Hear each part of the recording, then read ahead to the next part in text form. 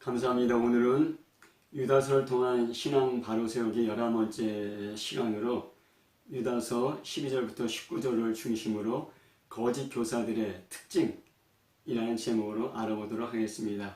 유다서 12절부터 19절까지 말씀을 읽겠습니다.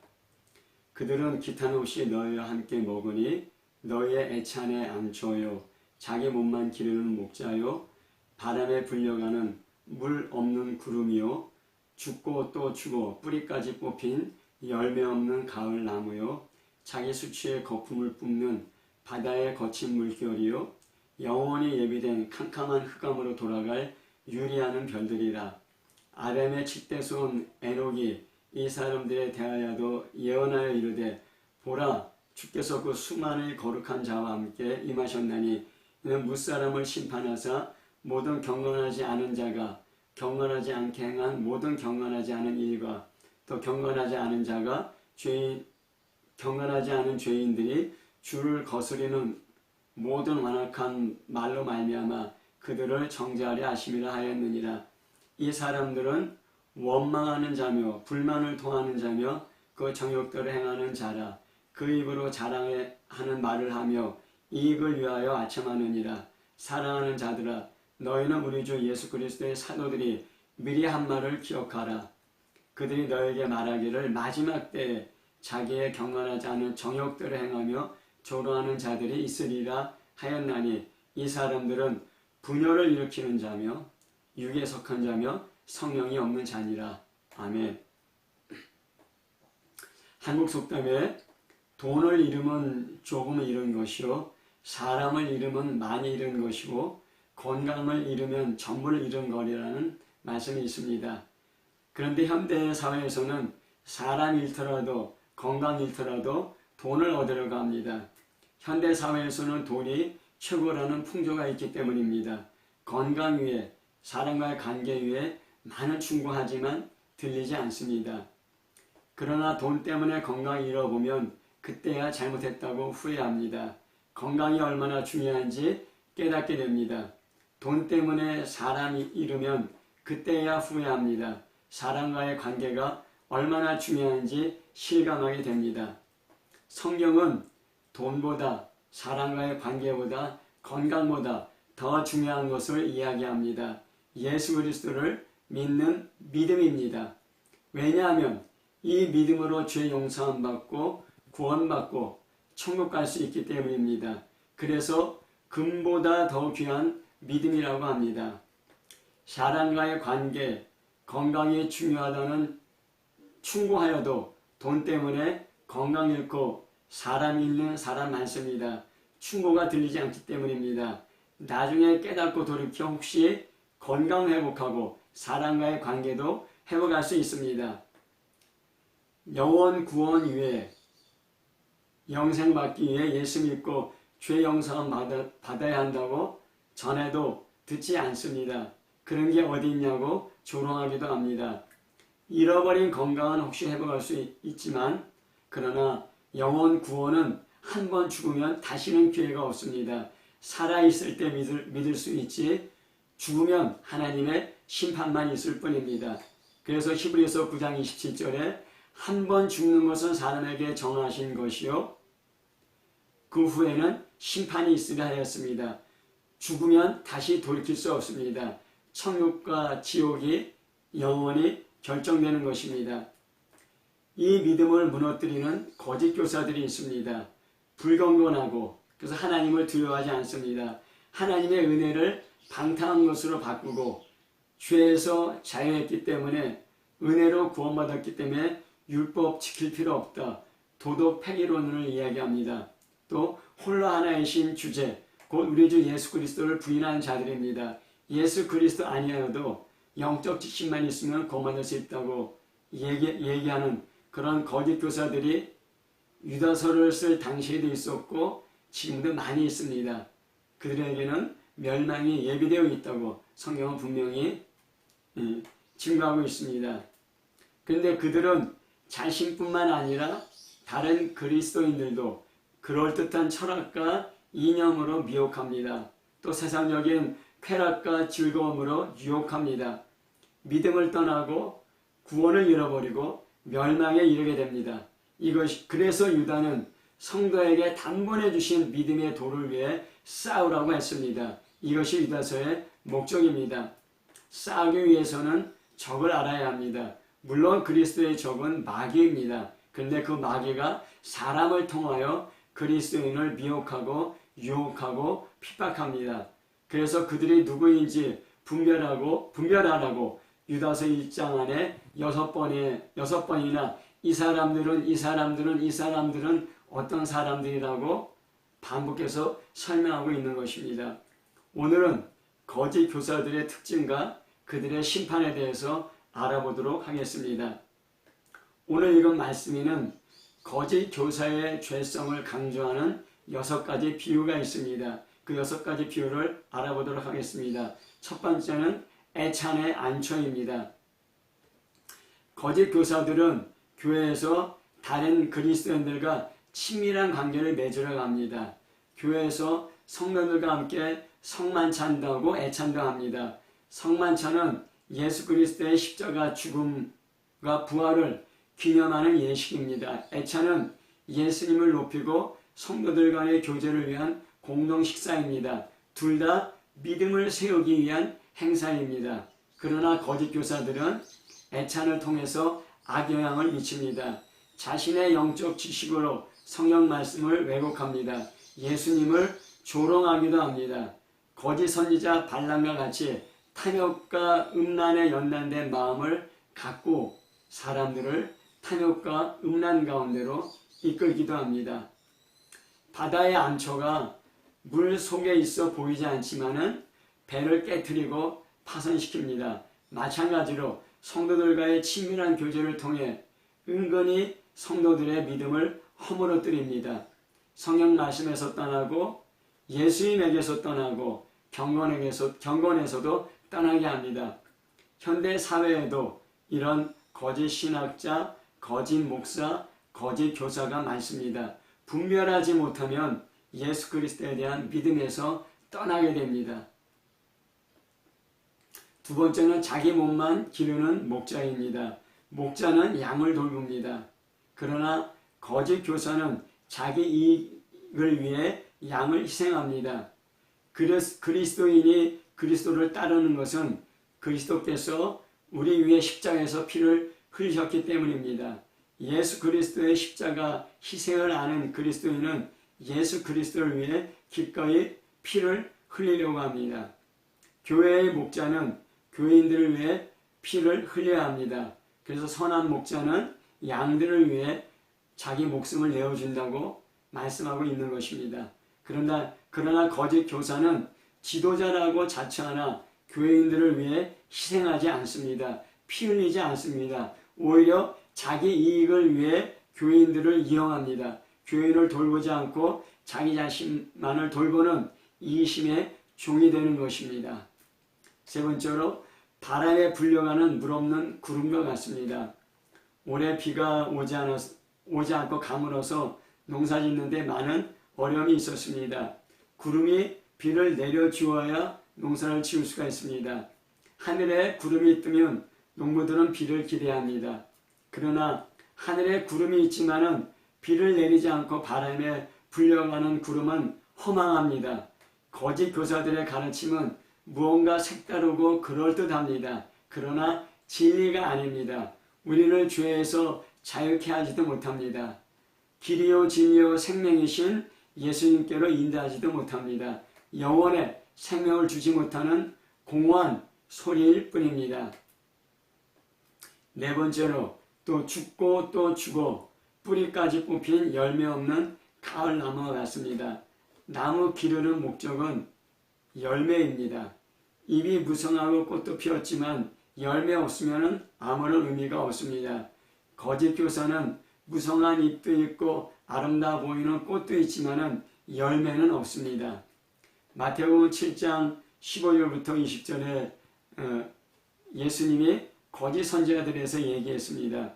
거짓 선지자들을 삼가라. 양의 옷을 입고 너에게 나오나 속에는 노략질하는 일이라. 그들의 열매로 그들을 알지니 가시나무에서 포도를 또는 엉겅퀴에서 무화과를 따겠느냐. 이와 같이 좋은 나무마다 아름다운 열매를 맺고 못된 나무가 나쁜 열매를 맺나니 좋은 나무가 나쁜 열매를 맺을 수 없고 못된 나무가 아름다운 열매를 맺을 수 없느니라. 아름다운 열매를 맺지 아니하는 나무마다 찍혀 불에 던지우니라. 그러므로 그들의 열매로 그들을 아느니라 했습니다. 이 거짓 교사들은 무성한 잎과 아름다운 꽃은 있지만 열매가 없습니다. 그 열매가 없다는 얘기는 그들의 선한 행위가 없다는 얘기입니다. 그리스도를 닮은 선한 행위가 없다는 얘기입니다. 좋은 나무에서 좋은 열매가 나옵니다. 이 얘기는 존재에서 행위가 나온다는 것입니다. 여기서 나무는 사람, 열매는 변화된 행동을 말합니다. 거짓 교사는 그리스도 닮은 변화된 행동이 없습니다. 그래서 마태복음 7장 21절에 나더러 주여 주여 하는 자마다 다 천국에 들어갈 것이 아니요 다만 하늘에 계신 내 아버지의 뜻대로 행하는 자라야 들어가리라 하였습니다. 하나님 뜻대로 행하는 행위 중요합니다. 하나님을 경외하는 경건함이 있을 때 하나님 뜻대로 행하려는 마음이 우리 안에 일어나게 됩니다. 그래서 그들은 거짓 교사들은 죽고 또 죽어 뿌리까지 뽑혔다고 하였습니다. 육체적인 죽음뿐만 아니라 영적인 죽음도 반드시 임합니다. 하나님의 심판을 피할 수 없게 된 것입니다. 다섯 번째로 자기의 수치 거품을 뿜는 바다의 거친 물결이라 하였습니다. 제가 이제 비가 와서 바켓스에 물을 담아놨는데, 빗물을 담아놨는데, 근데 한참 지나면은 그 바켓스의 물이 깨끗해 보입니다. 하지만은 바켓스를 흔들면은 그 밑에 있는 진흙이 막 올라와서 물이 더러워지게 보입니다. 통을 흔들면은 통 밑에 가라앉아 있는 것이 떠오르는 것처럼 거짓 교사들의 수치스러운 것들이 말과 행동을 통해서 드러나게 된다는 것입니다. 이사야서 57장 20절부터 21절에 보면은 그러나 악인은 평온함을 얻지 못하고 그 물이 진흙과 더러운 것을 늘 솟구쳐내는 요동하는 바다와 같으니라. 내 하나님의 말씀에 악인에게는 평강이 없다 하였느냐 하였습니다. 바다가 파도를 치면은 바다 밑에 있는 진흙과 더러운 것이 솟구치게 합니다. 마찬가지로 거짓 교사들은 말과 행동을 통해서 그 안에 있는 수치스러운 것들이 드러나게 된다는 것입니다. 바다의 거친 물결같이 편함이 없습니다. 악하기 때문입니다. 여섯 번째로 캄캄한 흑암으로 돌아가는 유리하는 별들이라 하였습니다. 유리하는 별들, 이것은 카인이 동생 아벨을 죽이고 받은 하나님의 심판과 같습니다. 창세기 4장 12절에 내가 밭을 갈아도 땅이 다시는 그 효력을 내게 주지 아니할 것이요 너는 땅에서 피하며 유리하는 자가 되리라 하였습니다. 하나님을 떠난 인생의 목적도 인생의 방향도 없이 유리방황한다는 것입니다. 거짓 교사들도 삶의 목적도 방향도 없이 유리방황합니다. 단지 자신을 만족시키는 삶을 살 뿐입니다. 결국 그들의 운명은 하나님의 심판으로 영원한 흑암에 들어가게 되는 것입니다. 이 거짓 교사들의 그 죄성을 나타내는 6가지 비유를 말한 다음에 그 다음에 유다는 그 에녹 1서의 예언으로부터 거짓 선지자들이 받을 심판을 말하고 있습니다. 에녹은 아담으로부터 622년 후에 태어나서 987년까지 살았습니다. 아담의 7세 손입니다. 그는 65세에 아들 무드셀을 낳고 300년간 하나님과 동행한 사람입니다. 창세기 5장 24절에 에녹이 하나님과 동행하더니 하나님이 그를 데려가심으로 세상에 있지 아니하였더라 하였습니다. 또 똑같은 말씀이 히브리서 11장 5절에 믿음으로 에녹은 죽음을 보지 않고 옮겨졌으니 하나님이 그를 옮기심으로 다시 보이지 아니하였느니라. 그는 옮겨지기 전에 하나님을 기쁘시게 하는 증거를 받았느니라 하였습니다. 아담의 7대 손 에녹은 하나님과 동행하다가 하늘로 올라갔습니다. 근데 히브리서 11장에는 믿음으로 에녹은 죽음을 보지 않고 옮겨졌다고 하였습니다. 결국 믿음이라는 것은 하나님과 동행하는 것입니다. 그 믿음이 하나님을 기쁘시게 합니다. 하나님과 동행하려면 하나님의 뜻대로 움직여야 됩니다. 내 뜻대로, 내 주장대로, 내 고집대로, 내 생각대로 움직이게 되면 하나님과 동행할 수가 없습니다. 하나님과 동행하기 위해서는 내 뜻과 내 계획과 내 고집과 내 주장을 내려놓아야 되는 것입니다. 이것이 믿음입니다. 믿음의 사람 에녹은 자기가 살던 시대부터 5,000년이 지나서 예수님께서 재림하는 것을 보았습니다. 대단한 시야입니다. 그리고 그가 예언한 내용입니다. 에녹 2는 에녹 1서의 내용인데 이 당시에는 성경이 확립되지 않았습니다. 그 유다서 14절 15절을 제가 다시 한번 읽어드리면 아담의 7세 손 에녹이 사람들에게 대하여도 예언하되 보다 주께서 수많은 거룩한 자와 임하셨느니 이는 무사람을 심포하사 모든 경건치 않은 자에 경건치 않게 행한 모든 경건치 않은 일과 또 경건치 않은 죄인의 주께 거스한 모든 강팍한 말을 인하여 저희를 정죄하려 하심이라 하였습니다. 우리가 여기서 알 수 있는 것은 하나님은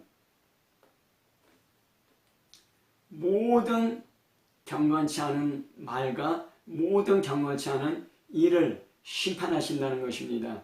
그런데 왜 모든 경건치 않은 말과 모든 경건치 않은 일이 생겼습니까?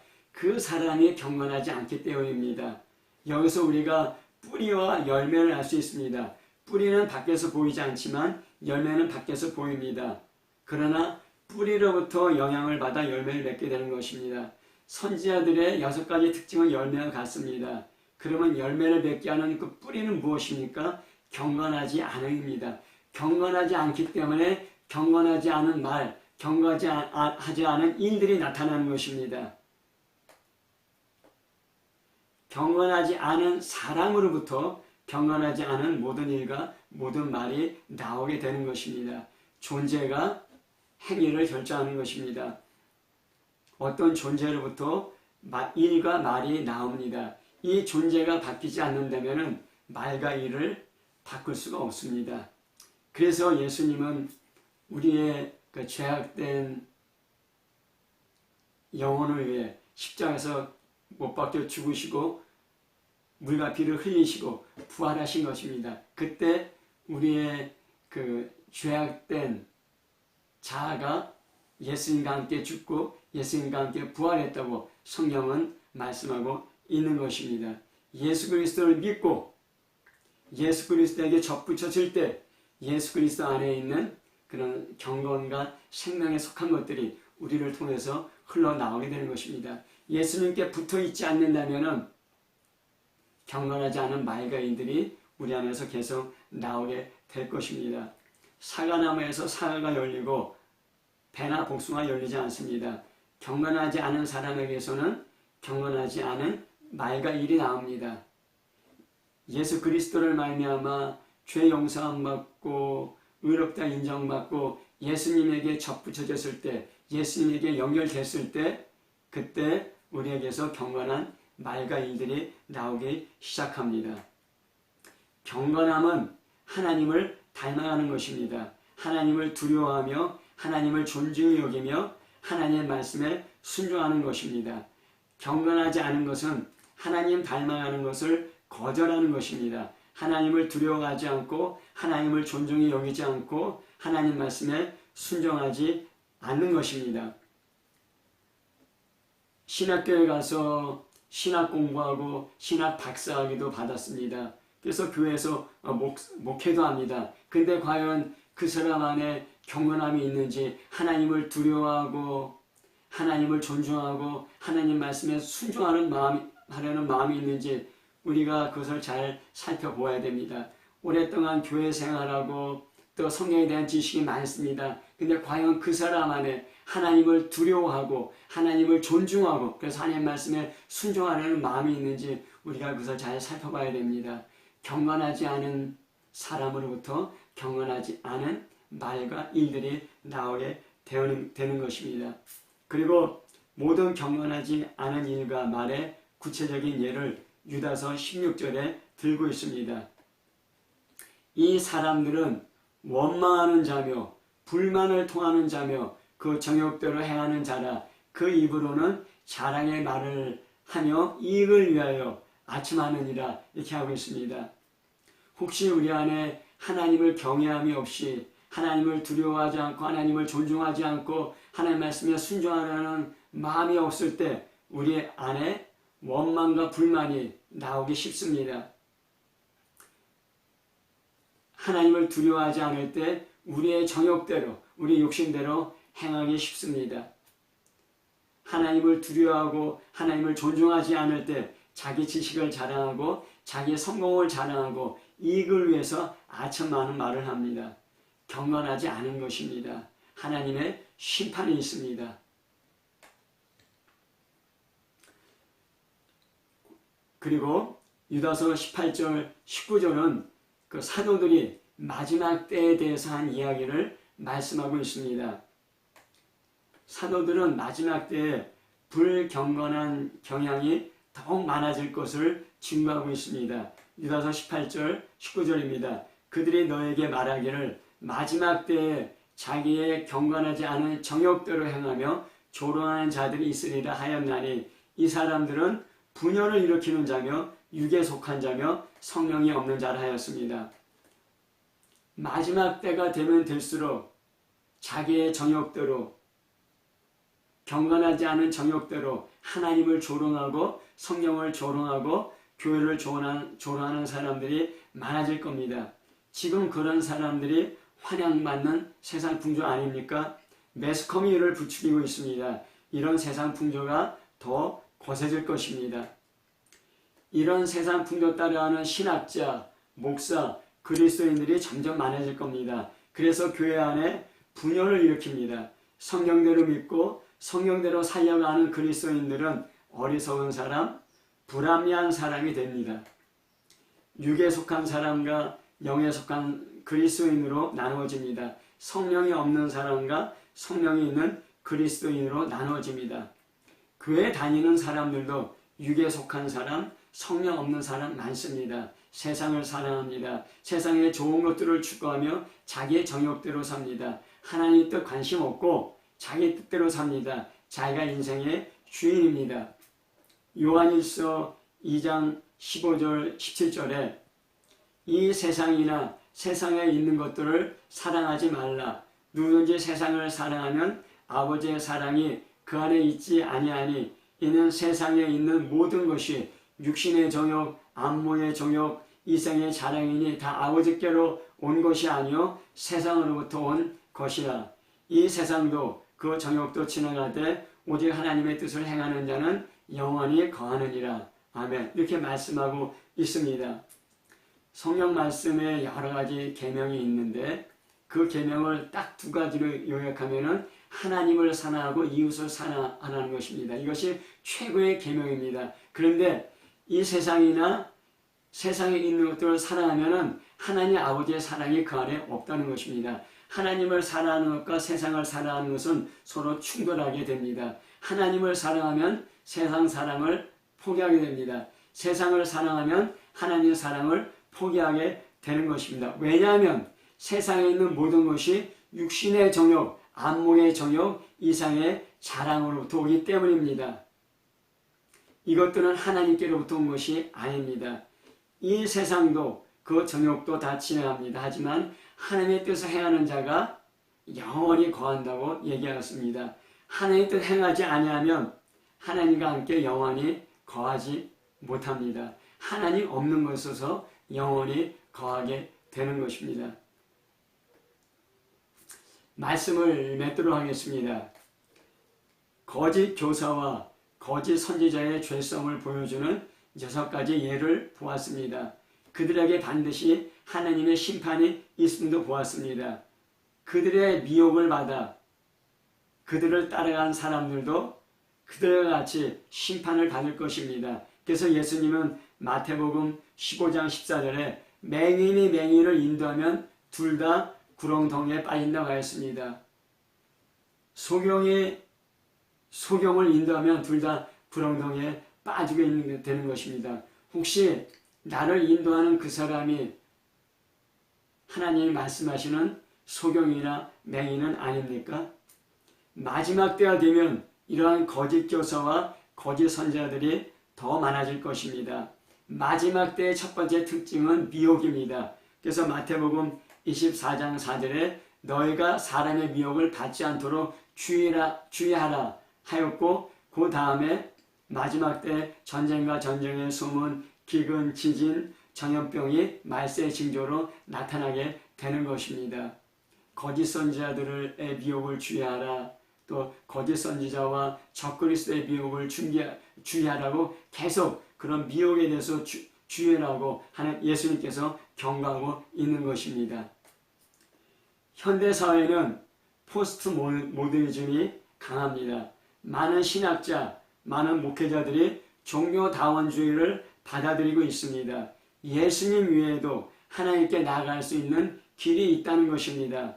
예수 그리스도 외에 다른 구세주가 있고 성경의 절대적 진리도 부인됩니다. 그래서 동성애나 동성결혼도 찬성하고 있는 것입니다. 이것이 세상의 풍조이고, 그래서 거짓 교사에게 미혹받기 쉬운 시대입니다. 많은 교회를 다니는 사람들이 이를 따르고 있습니다. 사람들은 진리를 사랑하지 않습니다. 진리를 듣기보다는 자기가 듣고 싶은 말을 듣기 원합니다. 이런 타락한 본성, 이런 이기적인 본성이 있기 때문에 사람은 진리가 아니라 자기에게 뭔가 유익을 주고 자기에게 행복을 준다고 생각하는 그런 미혹, 거짓말을 따르기 쉽습니다. 내가 듣고 싶은 것만 들으려는 타락한 본성이 깨어져야 합니다. 데살로니가 후서 2장 10절부터 12절에 불의의 모든 속임으로 멸망하는 자들에게 있으리니 이는 그들이 진리의 사랑을 받지 아니하며 구원을 받지 아니함이라. 이러므로 하나님이 미혹의 역사를 그들에게 보내사 거짓 것을 믿게 하심은 진리를 믿지 않고 불의를 좋아하는 모든 자들로 하여금 심판을 받게 하려 하심이라 하였습니다. 불의의 모든 속임으로 멸망하는 자들이 있는데, 근데 그들은 진리의 사랑을 받지 않기 때문입니다. 진리를 사랑하지 않기 때문입니다. 그래서 구원을 받지 못하고 오히려 불의의 모든 속임을 자기가 받아들이는 것입니다. 그래서 하나님께서 미혹의 역사를 그들에게 보낸다고 하였습니다. 거짓 것을 믿게 하신다고 하였습니다.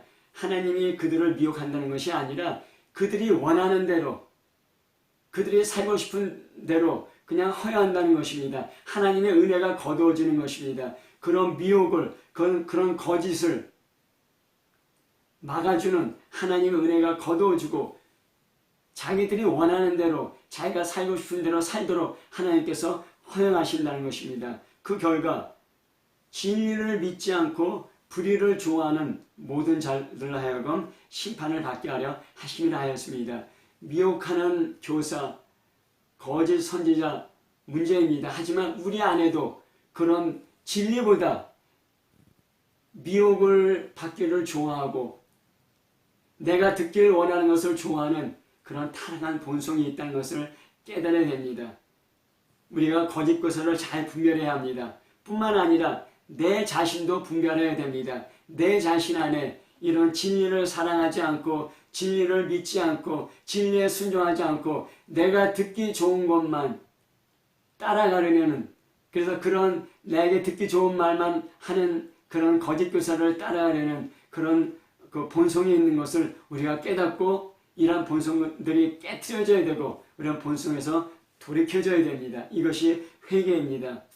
성경의 진리를 사랑하고 성경의 진리를 믿고 성경의 진리에 순종하는 참 그리스도인이 되시기를 예수 이름으로 축복합니다. 아멘.